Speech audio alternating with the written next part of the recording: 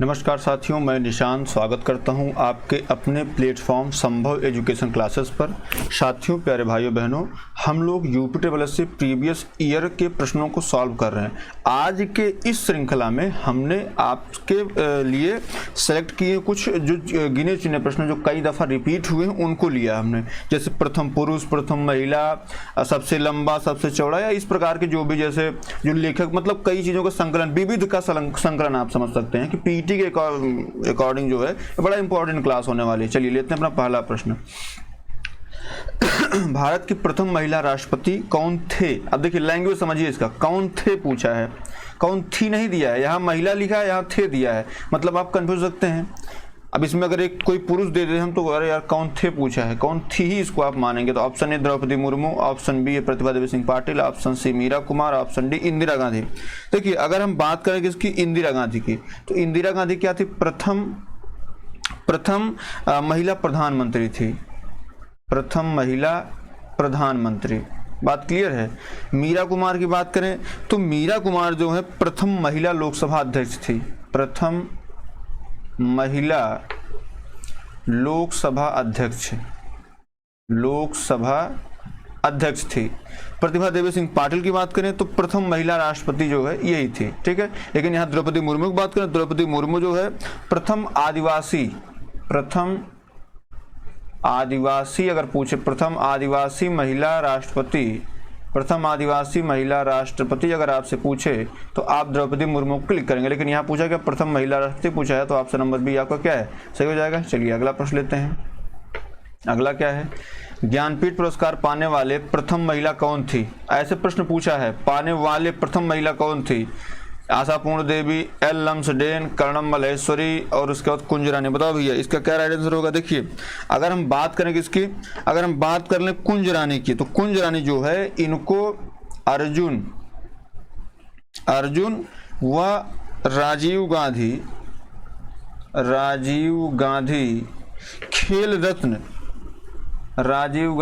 खेल रत्न पुरस्कार पाने वाली, मतलब दोनों, अर्जुन भी और राजीव गांधी खेल रत्न दोनों पुरस्कार पाने वाली प्रथम महिला थी। ये कौन? कुंज रानी क्या है, अर्जुन पुरस्कार भी पाई है और राजीव गांधी खेल रत्न पुरस्कार भी पाई है। कर्णम महेश्वरी की बात कर लें तो कर्णम महेश्वरी ये जो भारोत्तोलन के लिए जाने जाती हैं। तो ओलंपिक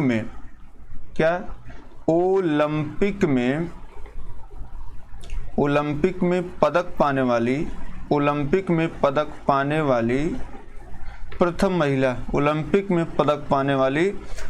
महिला जो है ये थी। इनको मिला कौन सा पदक था? कांस्य पदक मिला था, ठीक है, भारोत्तोलन में। एल लम्सडेन की बात कर लें तो अर्जुन पुरस्कार पाने वाली प्रथम महिला, क्या? अर्जुन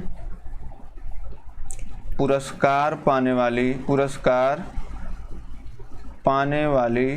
प्रथम महिला, अर्जुन पुरस्कार पाने वाली प्रथम महिला। अब इसमें ये तो अब बी भी गलत हो गया, सी भी गलत, डी भी। आशापूर्णा देवी क्या है? ज्ञानपीठ पुरस्कार पाने वाली प्रथम महिला आशापूर्णा देवी हैं। बात क्लियर है। चलिए आगे ले लेते हैं। अगला क्या है, ओलंपिक बैडमिंटन महिला में कांस्य पदक जीतने वाली प्रथम महिला कौन थी? बाकायदे दे रखा है, चोकिला अय्यर, मैरी कॉम, साक्षी मलिक, साइना नेहवाल, ठीक है। बताओ भैया ये प्रश्न इसलिए इंपॉर्टेंट क्योंकि इसमें साइना नेहवाल अभी चर्चा में थी और साक्षी मलिक तो जो बृजभूषण सिंह के खिलाफ धरने को लेकर के बहुत चर्चा में थी, ठीक है। अगर हम बात करें किसकी, चोकिला अय्यर की, तो चोकिला अय्यर जो है कोई खिलाड़ी तो है नहीं, ये IAS अधिकारी थी। तो प्रथम महिला विदेश सचिव जो है ये आपकी ये बनी थी चोकिला अय्यर। मैरी कॉम की बात कर लें तो मैरी कॉम जो है ओलंपिक में मुक्केबाजी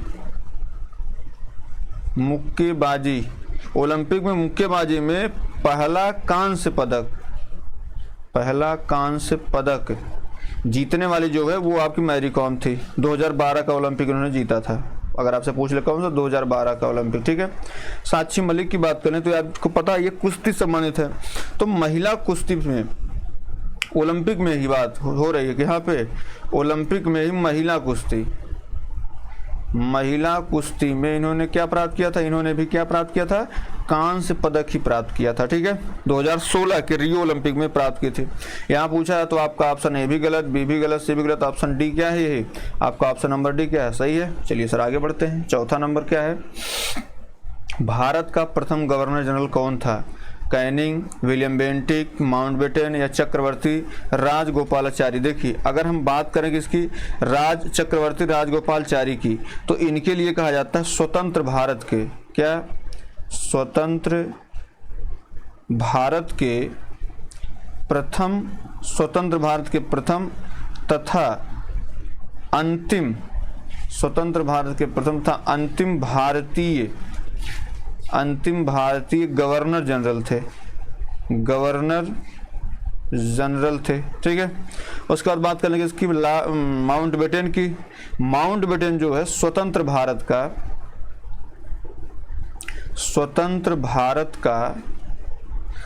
प्रथम गवर्नर जनरल, स्वतंत्र भारत का प्रथम, जैसे यहाँ पे स्वतंत्र भारत का प्रथम और अंतिम भारतीय, ये भारतीय के परिप्रेक्ष्य में था। स्वतंत्र भारत का प्रथम गवर्नर जनरल आपसे पूछे, गवर्नर जनरल आपसे पूछे तो आप माउंटबेटन मारेंगे। बेंटिक की बात करें, बेंटिक किसके लिए फेमस था, तो जो विलियम बेंटिक था भारत का प्रथम गवर्नर जनरल। तो जो पूछा आपसे ऑप्शन भारत का प्रथम गवर्नर जनरल, तो आपका लॉर्ड विलियम बेंटिक सही हो जाएगा, ऑप्शन नंबर बी तो सही है। लेकिन कैनिंग के लिए क्या कहेंगे आप, तो कैनिंग जो है ये भारत का अंतिम गवर्नर जनरल, ऐसे अंतिम गवर्नर जनरल और प्रथम वायसराय था, ये प्रथम वायसराय हो गया था। बात क्लियर है, तो आपका इसमें राइट आंसर आपका बी ऑप्शन हो जाएगा। चलिए सर आगे बढ़ते हैं, पूरी व्याख्या के साथ इसको समझिए, है ना। क्या है, भारतीय राष्ट्रीय कांग्रेस के प्रथम अध्यक्ष कौन थे, कम से कम 4 दफा क्वेश्चन पूछा गया, हजरत मोहानी, बदरुद्दीन तैयब, व्योमेश चंद्र बनर्जी, रविंद्रनाथ टैगोर। बताओ भैया, देखिए अगर हम बात करें किसकी, पहला ऑप्शन दे रखा हसरत मोहानी की, तो हसरत मोहानी जो है भारतीय राष्ट्रीय कांग्रेस के सम्मेलन में भारत की स्वतंत्रता का प्रस्ताव, भारत की स्वतंत्रता का प्रस्ताव पेश करने वाले प्रथम भारतीय थे। ठीक है, बदरुद्दीन तैयब की बात करें तो बदरुद्दीन कांग्रेस के प्रथम मुस्लिम अध्यक्ष थे, प्रथम मुस्लिम अध्यक्ष बदरुद्दीन तैयब थे।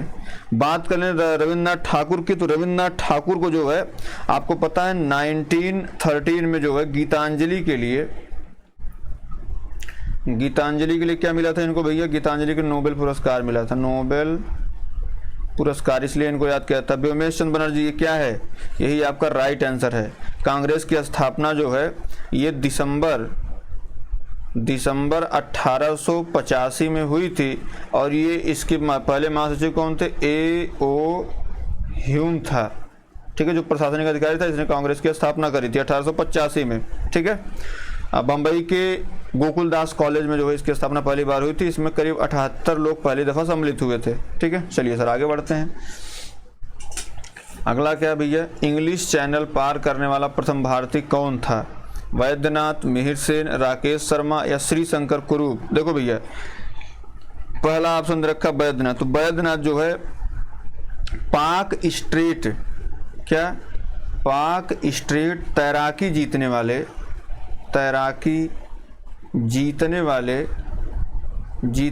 प्रथम भारतीय थे, प्रथम भारतीय जो वैद्यनाथ थे। ठीक है, अगर हम श्रीशंकर कुरूप की बात कर लें, किसकी, श्रीशंकर कुरूप, तो ज्ञानपीठ, वही श्रीशंकर कुरूप जो है ज्ञानपीठ पुरस्कार से सम्मानित प्रथम व्यक्ति, ज्ञानपीठ पुरस्कार से सम्मानित ज्ञानपीठ पुरस्कार सम्मानित प्रथम व्यक्ति जो है, प्रथम व्यक्ति आपके यही थे। ठीक है, और अभी हमने पढ़ा था कुछ देर पहले, अगर प्रथम पुरुष की बात करें तो ज्ञान श्रीशंकर कुरूप हो जाएंगे। महिला की बात कर देंगे, किसकी भैया, ही महिला भी लिख लीजिए आप। महिला कौन थी सबसे पहली जो पाने वाली थी, तो ये थी आपकी आशापूर्णा देवी। क्या थी, आशापूर्णा देवी थी। राकेश शर्मा की बात करें तो अंतरिक्ष में पहुंचने वाला पहला भारतीय, अंतरिक्ष में पहुंचने वाला पहला भारतीय, ये आपका जो है राकेश शर्मा। इसका right answer B option Mihir Sen हो जाएगा। इंग्लिश चैनल पार करने वाला पहला व्यक्ति कौन था? मिहिर सेन था। चलिए आगे बढ़ते हैं 7 नंबर। भारत का प्रथम पनडुब्बी है, भारत की प्रथम पनडुब्बी है INS Vikrant, INS Kaveri, INS चक्र और अग्नि। बताओ भैया इसका क्या राइट आंसर होगा? देखिए अगर हम बात करें पहले अग्नि की, तो अग्नि जो है ये भारत का प्रथम प्रक्षेपास्त्र है। क्या है? भारत का प्रथम प्रक्षेपास्त्र है ये, ठीक है। उसके बाद बात करें किसका? INS चक्र की, तो INS चक्र की जो INS चक्र जो है ये बेसिकली प्रथम परमाणु पनडुब्बी है। प्रथम परमाणु पनडुब्बी, प्रथम परमाणु पनडुब्बी कौन? चक्र है। चक्र परमाणु काम करता है। उसके बाद INS कावेरी की बात करें, INS कावेरी, तो INS कावेरी जो है ये भारत की प्रथम पनडुब्बी है। ये तैरती है ना, पहले कावेरी जो नदी है, नदी में तैरेगी, INS कावेरी जो प्रथम पनडुब्बी है। उसके बाद बचता है आपका INS विक्रांत, ठीक है। INS विक्रांत जो है ये विक्रांत है तो विमान वाहक पोत, विमान वाहक पोत, ब से विक्रांत, ब से विमान वाहक पोत। कावेरी नदी है तो पहला पनडुब्बी यहीं से आएगी। चक्र है तो परमाणु लेकर के आएगा। अग्नि है तो प्रक्षेपास्त्र है। ये अग्नि उड़ेगा भाई, प्रक्षेप करेंगे, इसको भेजेंगे हम, ठीक है। चलिए आगे बढ़ते हैं। अगला क्या है? भारत में प्रथम मूक फिल्म कौन सी है? माय डियर कुट्टी चेतन, झांसी की रानी, आलमारा, राजा हरिश्चंद्र, ठीक है। बताओ भैया इसका क्या राइट आंसर होगा? देखिए अगर हम बात करें किसकी, माय डियर कुट्टी चेतन की बात करें, तो माय डियर कुट्टी चेतन जो भारत की प्रथम 3D फिल्म है। भारत की प्रथम 3D फिल्म है। झांसी की रानी की बात कर लें अगर, तो भारत की पहली, झांसी की रानी क्या है? भारत की पहली टेक्नी कलर फिल्म है। टेक्नी कलर फिल्म है, ठीक है। उसके बाद बात कर लें जो है आलम आरा की, तो आलम आरा जो है ये आपकी पहली बोलती फिल्म है। पहली बोलती फिल्म है। राजा हरिश्चंद्र आपका ये भी गलत हो गया, ये भी गलत हो गया, ये भी गलत हो गया। मूक फिल्म कौन सी है? राजा हरिश्चंद्र है। इसका निर्माण कौन किया था? इसके निर्माता अगर आपसे पूछ लेगा तो इसके निर्माता जो थे वो दा फाल्के थे, जिनके नाम पे दादा साहब फाल्के पुरस्कार दिया जाता है। और कब बनाए थे? तो 1912 में बनाए थे ना, 1912 में, ठीक है। इसका राइट आंसर आपका क्या हो जाएगा? ऑप्शन नंबर डी हो जाएगा। चलिए आगे बढ़ते हैं, 9वां नंबर लेते हैं। सबसे लंबा सड़क पुल कौन सा है? भूपेन हजारिका, चिनानी निसारी, पीर पंजाल, या इनमें से कोई नहीं। बताओ भैया इसका राइट आंसर क्या होगा? देखिए अगर हम बात करें किसकी, सबसे पहले अगर हम बात कर लें आपका पीर पंजाल की, तो पीर पंजाल जो है सबसे लंबी रेलवे सुरंग है।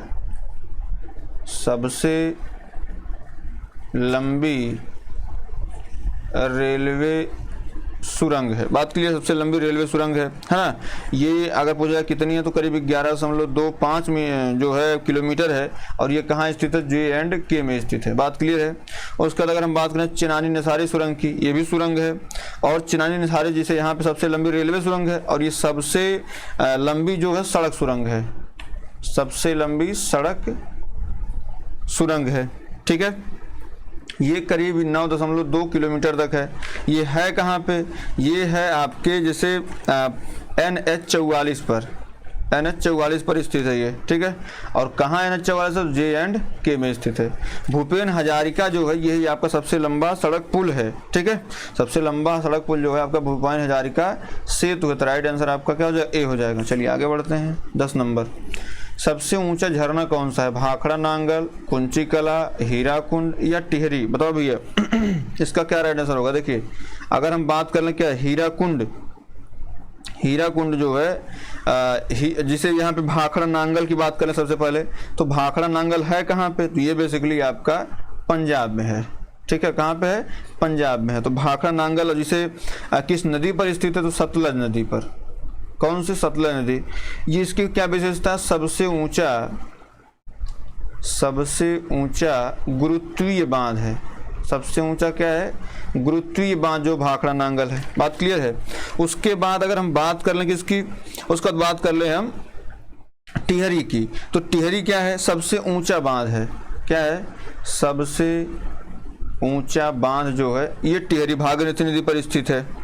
कहाँ पे स्थित है? भागीरथी नदी, भागीरथी नदी पर स्थित है। ठीक है, सबसे ऊंचा बांध है। कहाँ पे स्थित है ये? तो उत्तराखंड में स्थित है। उत्तर प्रदेश न मार देना, उत्तराखंड में स्थित है। बात क्लियर है। हीराकुंड की बात कर लेते हैं। तो हीराकुंड जो है सबसे लंबा बांध है। हीराकुंड जो है सबसे लंबा बांध है। ये किस नदी पर स्थित? ये महानदी पर स्थित है। कहाँ पे स्थित है? हीराकुंड जो है ये महानदी में। और महानदी ये किस राज्य में स्थित है? तो ये आपके उड़ीसा में स्थित है। कहाँ पे? उड़ीसा में स्थित है। यहाँ पे सबसे सही आपका ऑप्शन हो जाएगा कुंचिकला ऑप्शन बी। ये किस नदी पर है? तो ये वाराही नदी पर है। कहाँ पे? वाराही नदी पर स्थित है। और ये किस राज्य में स्थित है? तो ये कर्नाटक राज्य में स्थित है। बात क्लियर है। सबसे ऊंचा झरना कौन सा है? कुंचिकला। सबसे अगर बात करें सबसे बड़ा गुरुत्वीय बांध जो हो आपका भाखड़ा नंगल है। सबसे लंबा बांध जो वो हीराकुंड है। और उसके बाद अगर सबसे ऊंचा बांध की बात करें, सबसे ऊंचा बांध आपका टिहरी गढ़वाल उत्तराखंड में। बात क्लियर है। चलिए आगे बढ़ते हैं। इसका राइट आंसर आपका बी हो जाएगा। चलिए 11 नंबर क्या है? विश्व का सबसे बड़ा महाद्वीप कौन सा है? ऑस्ट्रेलिया है, ग्रीनलैंड है, एशिया है या अरब है? देखिए अगर हम बात करें किसकी, अगर हम बात करें अब जो है सबसे पहले ऑस्ट्रेलिया की, तो सबसे छोटा महाद्वीप है। तो ये तो ऐसे गलत हो गया। सबसे छोटा महाद्वीप, इसी को कहा जाता है कंगारुओं का देश, कंगारुओं का देश, या इसी को बोला जाता है प्यासी भूमि का देश, प्यासी भूमि का देश। और यहीं पे आपको जो है ग्रेट बैरियर रीफ मिलती है। क्या? ग्रेट बैरियर रीफ यहीं पे पाई जाती है। ठीक है। चलिए सर, ग्रीनलैंड क्या भैया? अगर ग्रीनलैंड की बात कर लें तो सबसे बड़ा द्वीप है ये। क्या है? सबसे बड़ा द्वीप है। सबसे बड़ा द्वीप। यहाँ पूछा क्या? महाद्वीप पूछा, इसलिए ये भी गलत हो गया, ये भी गलत हो गया। अरब क्या है भैया? तो अरब जो है ये प्रायद्वीप है। द्वीप महाद्वीप नहीं, ये प्रायद्वीप है। और अगर प्रायद्वीप की बात करें तो सबसे बड़ा प्रायद्वीप है। सबसे बड़ा प्रायद्वीप है। बात क्लियर है। तो इसका राइट आंसर आपका सी हो जाएगा। एशिया का सबसे बड़ा महाद्वीप कौन सा है? विश्व का सबसे बड़ा महाद्वीप एशिया है। बात क्लियर है। चलिए आगे बढ़ते हैं। 12 नंबर, विश्व की सबसे लंबी सहायक नदी कौन सी है? राइन नदी है, अमेजन नदी, नील नदी या मेडिना नदी? बताओ भैया कौन सी है? देखिए एक एक करके हम लोग पढ़ लेते हैं। राइन नदी क्या है? राइन नदी जो है ये पाई जाती है आपके जर्मनी में। कहाँ पे? ये जर्मनी में अवस्थित है और सबसे व्यस्त व्यापारिक नदी है। सबसे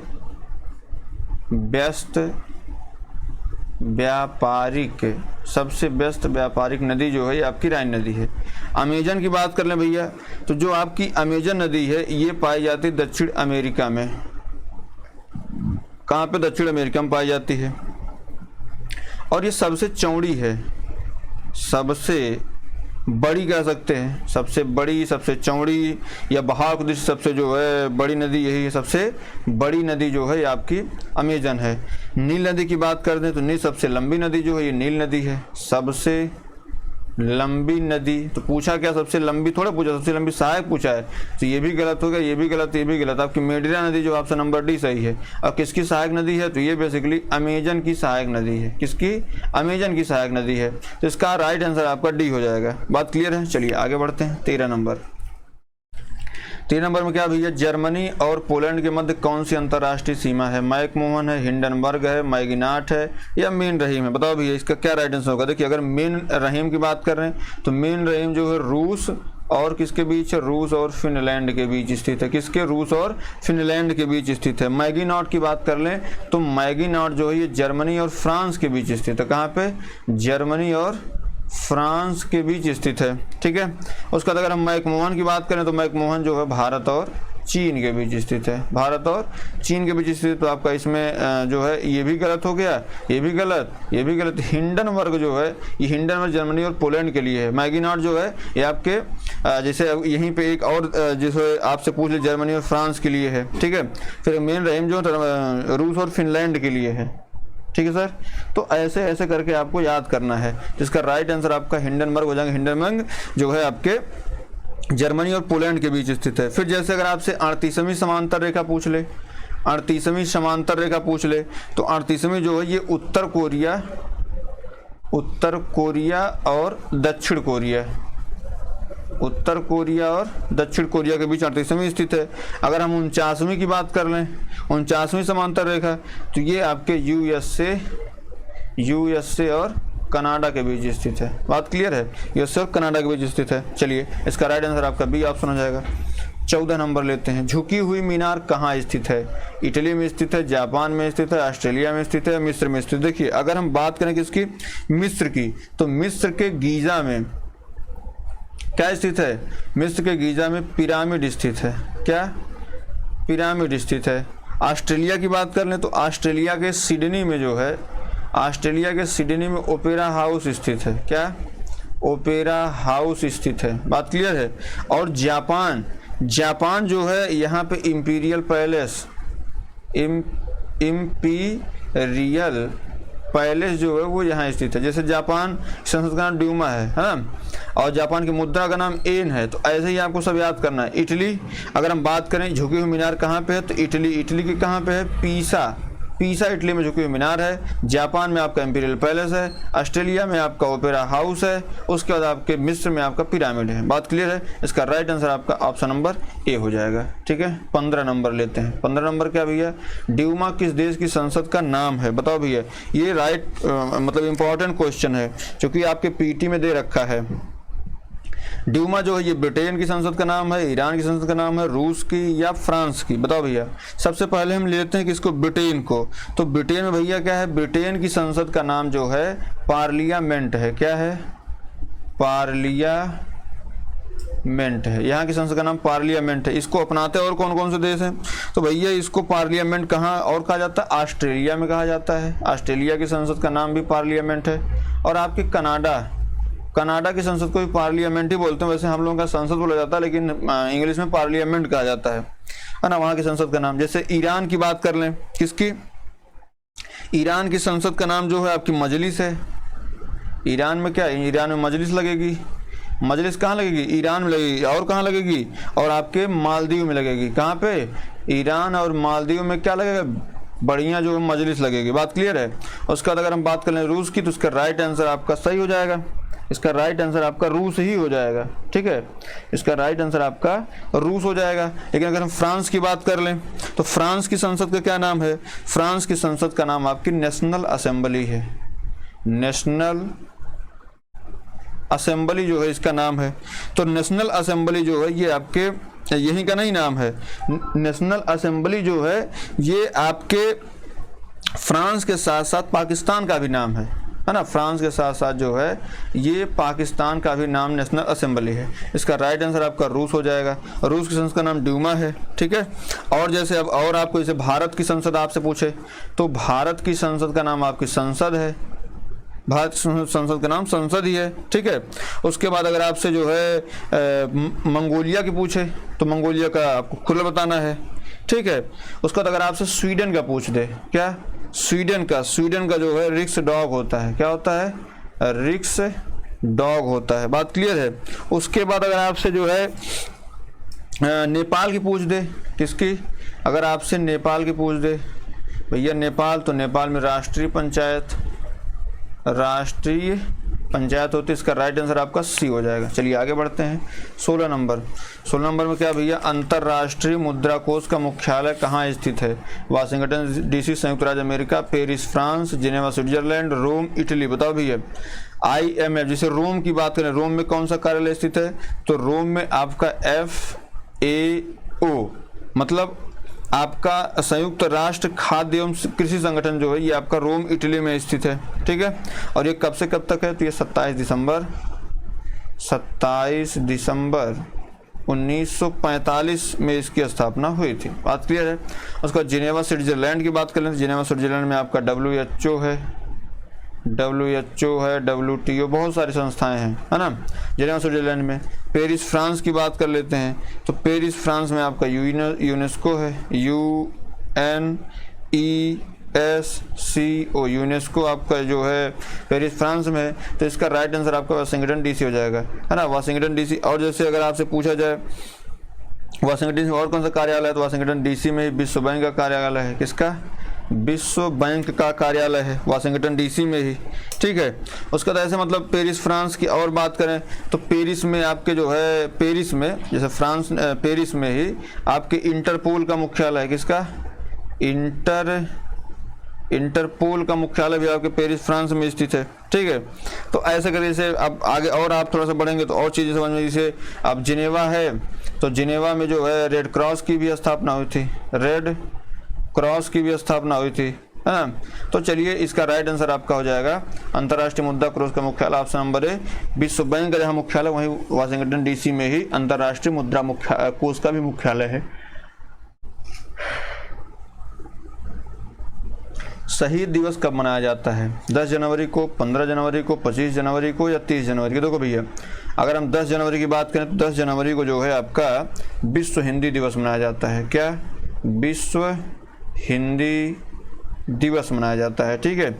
अगर यहीं पे आपके 9 जनवरी की बात कर लें, किसकी? 9 जनवरी, तो 9 जनवरी 1915 में गांधी जी अफ्रीका से भारत वापस आए थे, तो उसी को जो है भारतीय प्रवासी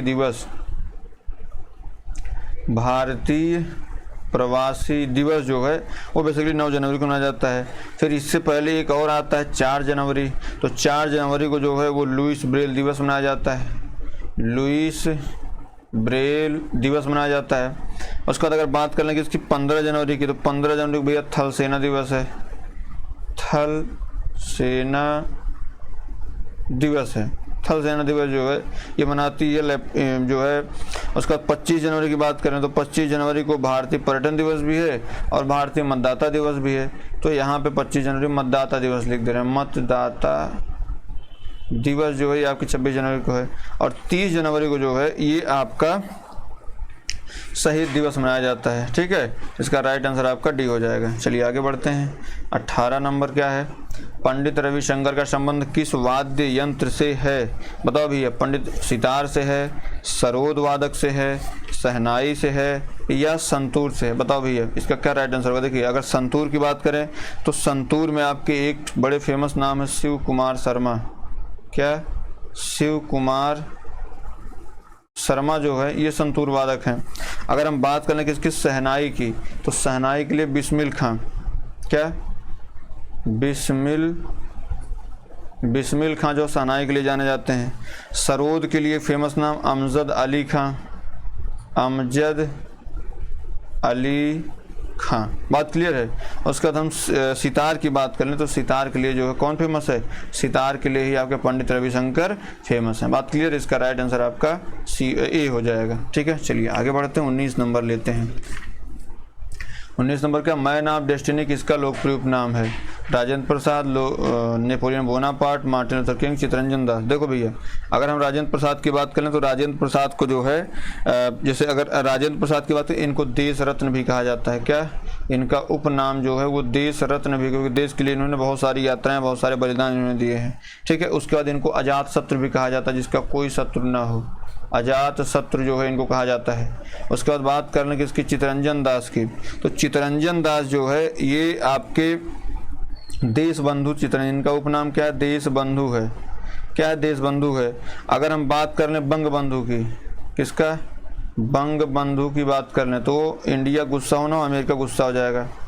बंग बंधु की बात कर लें तो ये शेख मुजीबुर रहमान, शेख मुजीबुर रहमान, शेख मुजीबुर रहमान जो है ये आपके देश बंधु इसके हैं, ठीक है। अब यहीं पे कभी कभी पूछा जाता है कि दीन बंधु, देश बंधु चित्तरंजन दास हो गए, ठीक है। दीन बंधु कौन है? तो दीन बंधु आपका जो है वो CF एंड्रोज है। क्या? CF एंड्रूज, CF एंड्रूज को जो है वो आप कहा जाता है दीन बंधु, ठीक है। उसके बाद अगर बात कर ले हम किसकी? मार्टिन लूथर किंग की, तो मार्टिन लूथर किंग को ब्लैक गांधी कहा जाता है। क्या? ब्लैक गांधी जो है इसको कहा जाता है। उसके बाद अगर हम बात करें नेपोलियन बोनापार्ट की, तो बेसिकली इसका राइट आंसर तो नेपोलियन बोनापार्ट से हो जाएगा, मैन ऑफ डेस्टिनी इसी को कहा जाता है। लेकिन इसका एक और नाम है, इसको और एक नाम से जानते हैं। क्या? ब्लैक गांधी। क्या? ब्लैक गांधी के नाम से भी इसको जाना जाता है। इसका आंसर डी बी वाला सही हो जाएगा। चलिए ऑप्शन लेते हैं। विष्णु शर्मा द्वारा रचित पुस्तक का क्या नाम है? दयाभाग, कामसूत्र, मृच्छकटिकम, पंचतंत्र। बताओ भैया इसका क्या राइट आंसर होगा। देखिए अगर हम दयाभाग की बात करें तो दयाभाग जो है जीमूत वाहन लिखे हैं। कौन लिखा है? जीमूत वाहन लिखे हैं। अगर हम कामसूत्र की बात करें तो कामसूत्र को किसने लिखा है? वात्स्यायन ने लिखा है। बात क्लियर है। अगर हम मृच्छकटिकम की बात कर लें तो मृच्छकटिकम में जो है किसी मिट्टी का खिलौना आप लेके आए पहले, ठीक है, क्योंकि जो मृच्छकटिकम में से मिट्टी के खिलौने की बात कही गई है, तो मृच्छकटिकम जैसे आप समझिए मिट्टी के खिलौने याद कर लीजिए, ठीक है। इसको कौन लिखा है? मृच्छकटिकम को शूद्रक लिखे हैं। क्या लिखे हैं? शूद्रक लिखे हैं। तो भाई ये भी गलत हो गया, ये भी गलत हो गया, ये भी गलत। इसमें है कौन? पंचतंत्र। ऑप्शन नंबर डी सही है। उम्मीद है क्लास आपको पसंद आई होगी और प्लीज़ लाइक शेयर सब्सक्राइब जरूर कर लिया करें। बहुत बहुत धन्यवाद।